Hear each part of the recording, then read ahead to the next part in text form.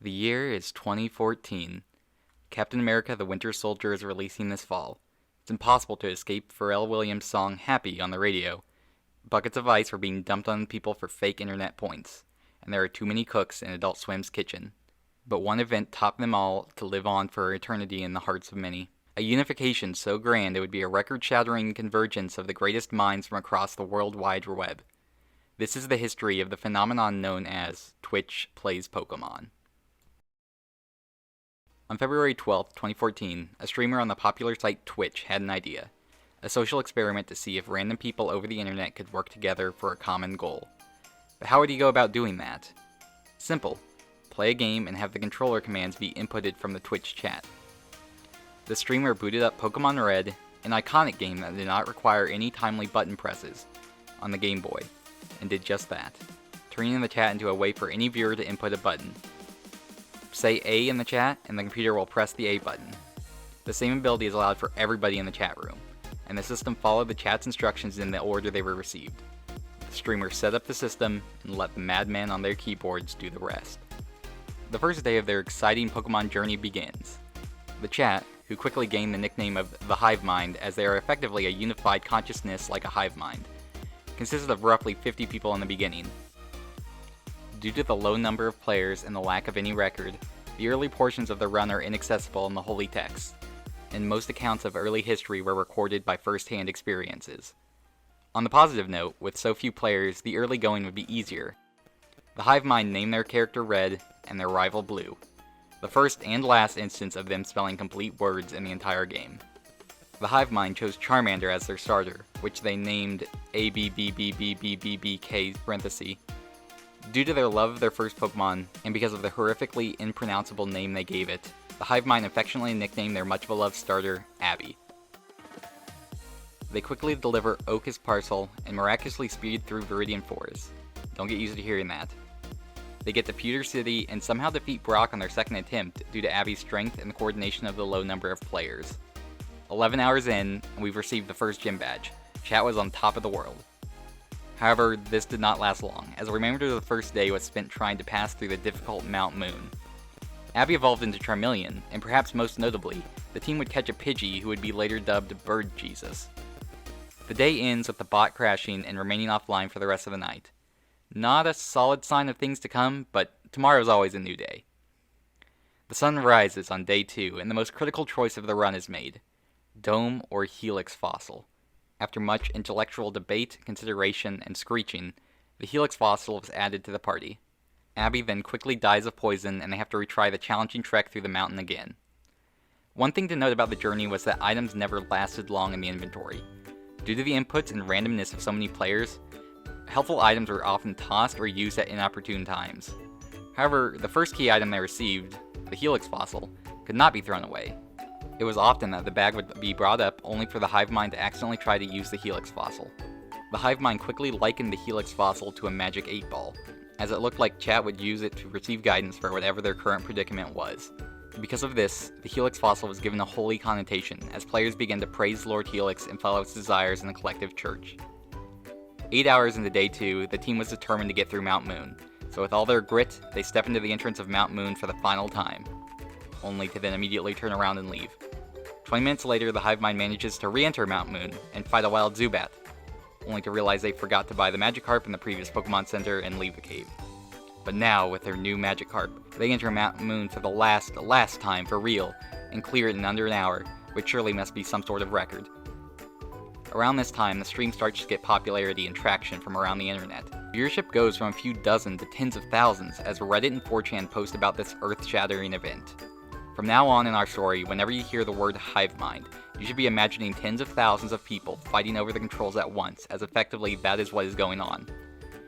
The now unruly and volatile Hive Mind fights Misty only to be demolished, so they head north to train and further the story. A Rattata named JLVWNNOOOO, or J-Lino, was added to the team as a sign of good things to come. By the end of day 2, the Hive Mind quickly defeated Misty on their 12th attempt, evolved Bird Jesus into Pidgeotto, and rescued Bill past Nugget Bridge. The day ends with the arrival of a second Rattata, infamously dubbed Digrat, who we'll see much more of later on in this tale. Day 3 started smoothly as the team entered Vermilion City and caught a Drowsy, who would eventually be known as the Keeper, who again will appear later in this saga.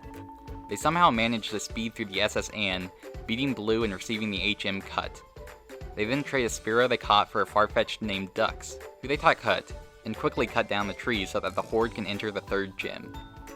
The group feared the 3rd gym puzzle up until this point, as even experienced players take a fair amount of time to solve it due to the randomness of finding the correct trash cans in a row, let alone the madness of thousands of mouth breathers vying for control.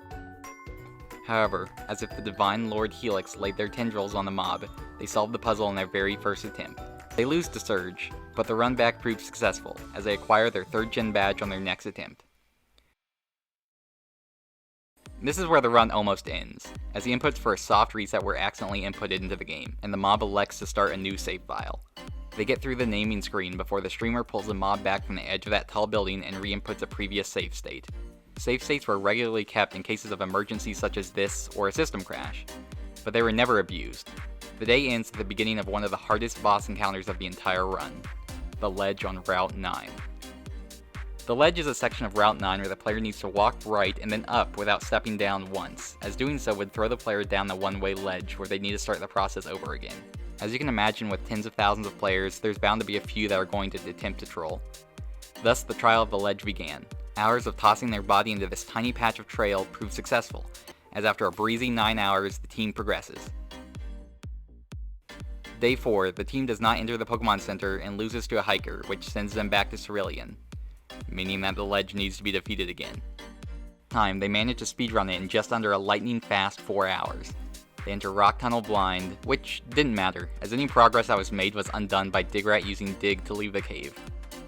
After 4 digs and progress resets, Digrat was banished to the PC, thus is the origin of the nickname.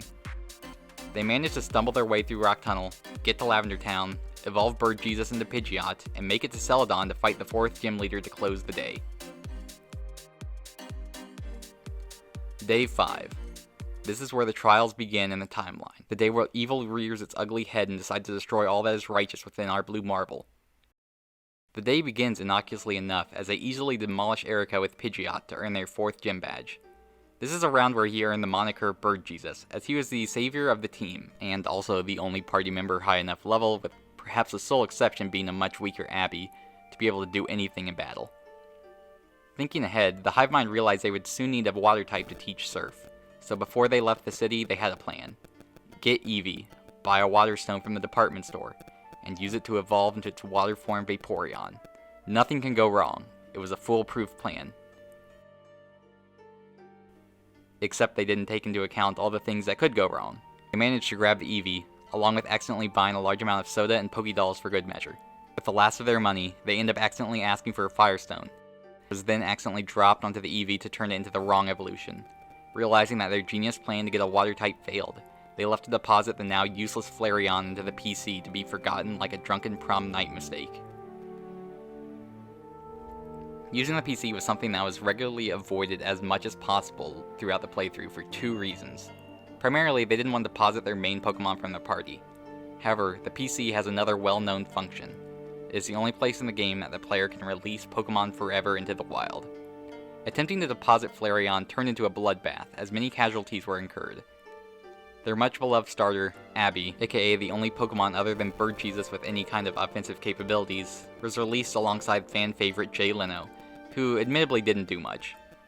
Bird Jesus was deposited into the PC as the hearts of thousands jumped into their throats, but was quickly saved by an act of grace by Lord Helix. And as if rubbing salt in the wound, the infamous Digrat was re-added to the party. The only saving grace of this PC visit was the fact that the team was able to retrieve the SS Anne ticket from the PC for good luck. Due to the chaotic nature of Day 5 and the setbacks occurred surrounding their arrival, Eevee and Flareon would be dubbed the False Prophet, as they stood against everything Helix believed in. The False Prophet would later in Day 6 be deposited into the PC to remain next to Drowsy caught previously, who was said to act as the guardsman watching over the False Prophet to stop him from causing more mayhem. This protection and act of duty is where Drowsy would later earn the title, the Keeper. Going from bad to worse, the Horde enters Team Rocket hideout in the game corner to fight Giovanni. The maze puzzle, dubbed Spinning Hell, proved to be challenging as one wrong step meant all progress would be erased.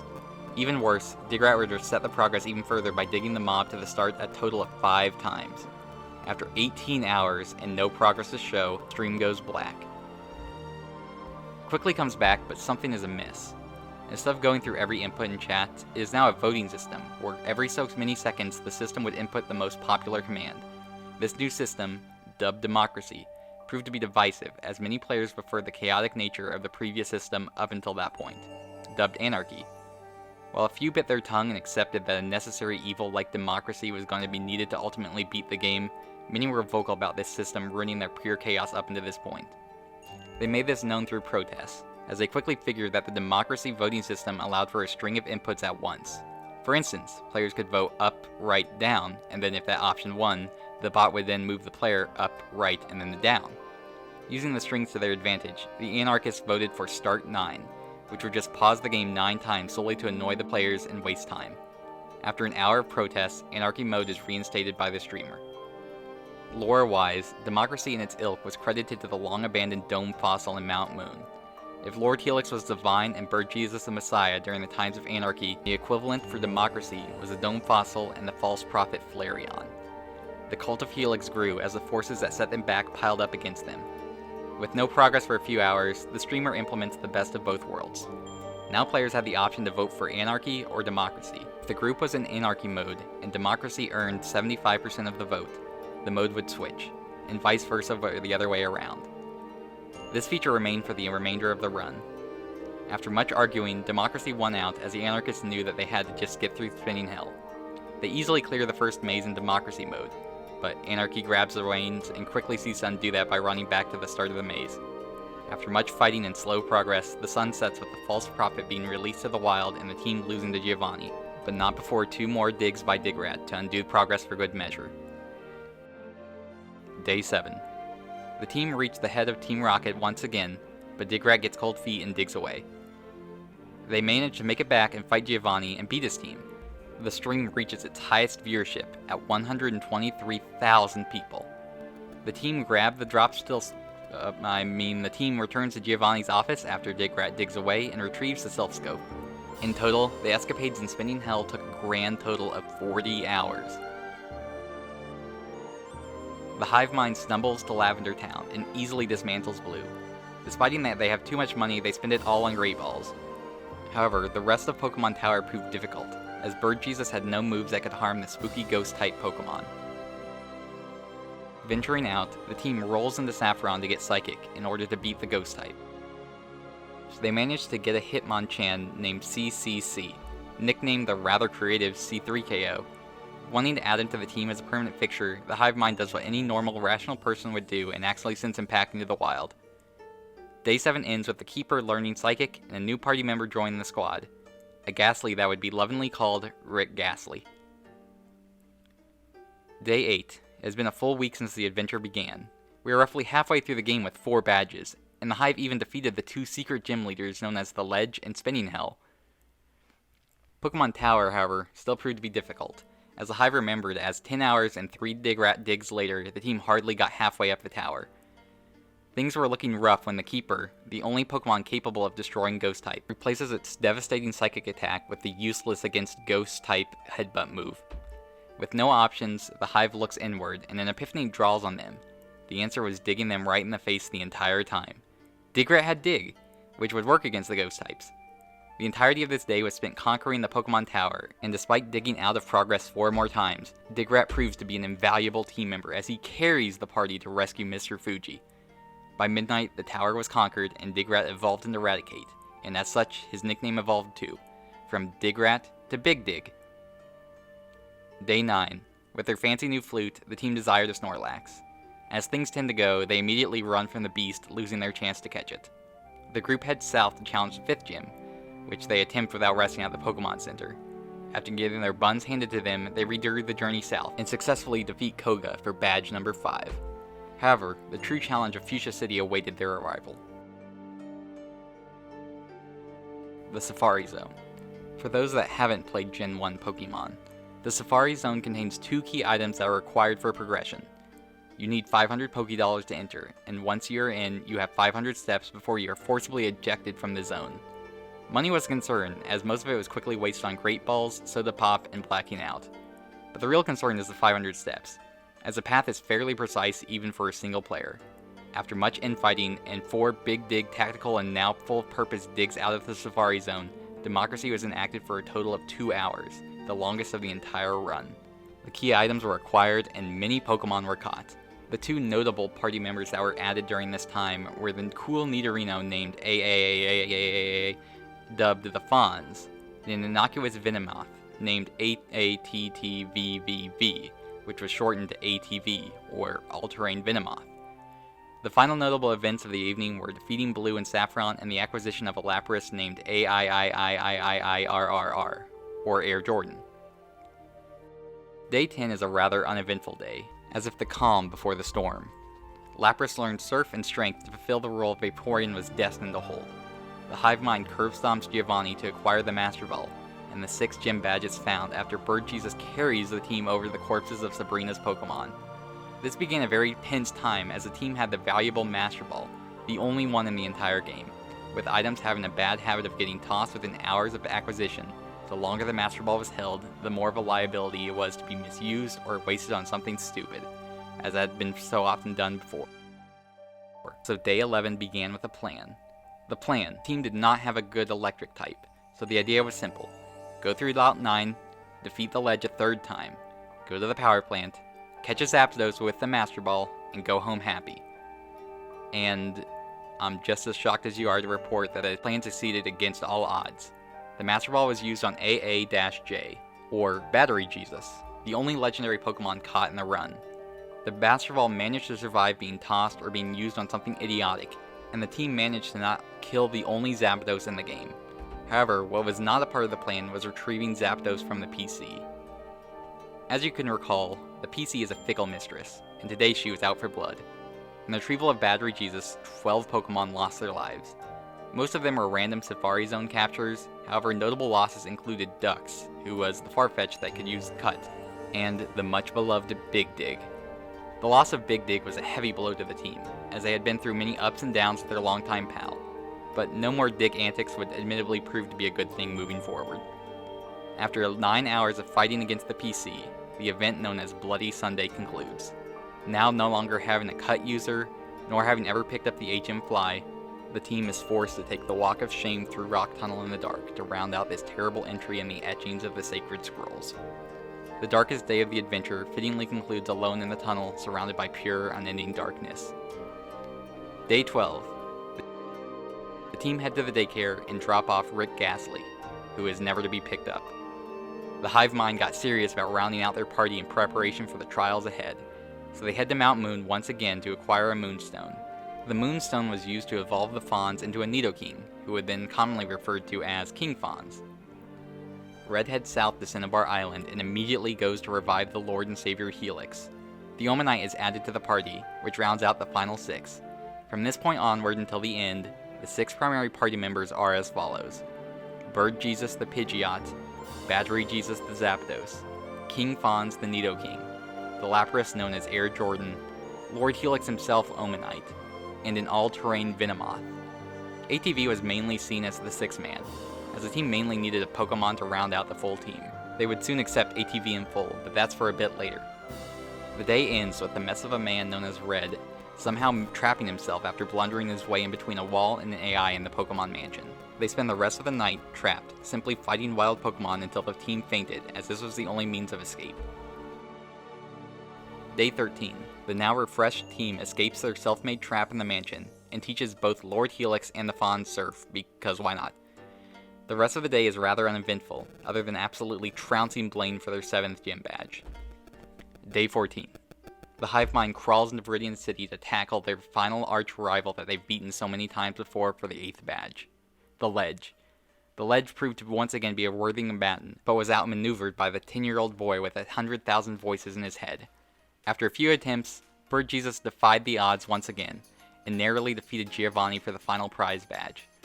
They head towards the Pokemon League, only to be curb stomped by Blue at the entrance. The Screens and Red's mind collectively agree to return to the Pokemon Mansion to train the team, as they'll ultimately need more strength to beat the Elite Four. After toppling their rival Blue and their true rival, the Ledge, outside of Victory Road, they were on their way to success. They stomped through Victory Road until they were done in, returning them back to Cinnabar Island. Day 15. They trained once more in the Pokemon Mansion. Lord Helix evolves an Omastar, which was incomprehensible to many, as they believed that Divine Lord Helix was already the pinnacle of all creation and thus could not improve any further. They head once more for Victory Road as they surf to Pallet Town in the dead of night. Democracy mode was a common feature of Day 16, as they conquered the boulder puzzles in Victory Road. Bird Jesus learned Sky Attack, the strongest flying move in the game.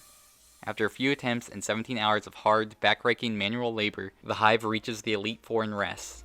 This was the last stop, as now all they had to do was keep throwing their corpse in the direction of the Elite Four until a victory was cheated from the hands of those that probably deserved it more. This day saw 11 attempts at the Quartet of Trainers, some more fruitful than others.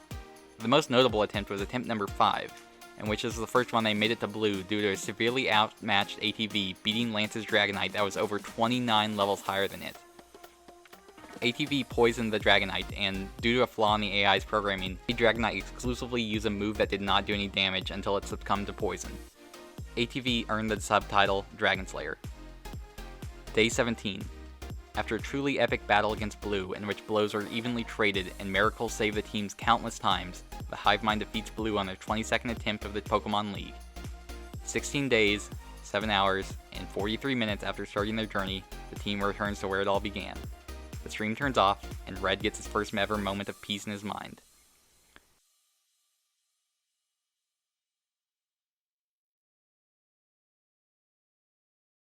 After Pokemon Red, Pokemon Crystal was played through, followed by Pokemon Emerald. Unfortunately, viewership tanked after the Kanto run. The channel still exists and continues to play various official and unofficial Pokemon games, but viewership at the time of this recording is hardly over the 100 viewer mark. Thus is the story of the flash in the pan known as Twitch Plays Pokemon. Its success proved that people from all over the world could work together to complete a common goal. It was a collective, shared experience that was created and experienced by fans, and unlike any experience video games had or will likely ever offer again. A journey rich for psychological studies into the mind of a collective community, and one that would transcend the medium it spawned from. A meta so unique that the game was a backdrop for the community that controlled it from the outside. A modern story told from a 20-year-old game that is unique and unrecreatable. This is the importance of Twitch Plays Pokemon, a community experience that evolved from a simple childhood game into a sum greater than its parts. An interesting one-time experiment that deserves to be analyzed and discussed for years to come for all that it spawned in just the span of 17 days. With that being said, let's put a bookend on our adventure as we sail into the unknown at Godspeed.